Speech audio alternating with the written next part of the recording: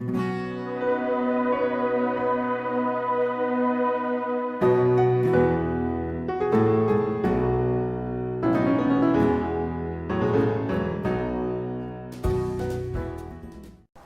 does the environment affect the community?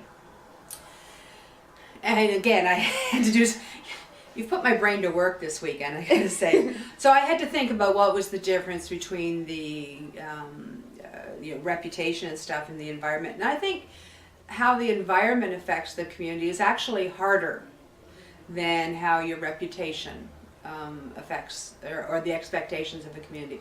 Because you can, if you come from Jane Finch or Malvern or any of those areas that have a reputation, Rexdale, and you can put yourself above that. You can refuse to believe what you hear. You can refuse to let it influence how you act.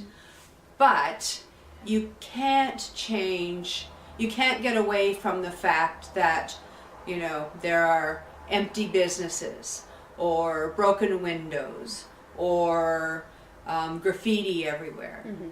So, and that's why the, I don't know if you've heard of the broken window theory, which City of New York, when it was at its low point, they adopted the broken window theory of addressing problems.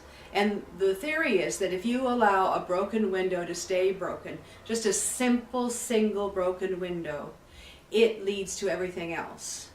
If you see a broken window and you fix it, then people don't see that as an abandoned unit or house. They don't see that as a place to graffiti or a place to hang out.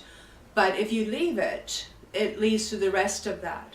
Okay. So by addressing those small things, you're actually addressing a bigger issue, one little bit at a time. Mm-hmm. And so if you come home at night, if you always saw a broken window, if you always say graffiti, you can't fool yourself into believing that your neighborhood, your community is where it should be. Mm-hmm. So I think it's a bigger effect, the physical environment and how it looks is a bigger effect on a community than what they read in the papers, because they can know they're different from what they read in the papers, mm-hmm. but when you see it, it's hard evidence. Okay.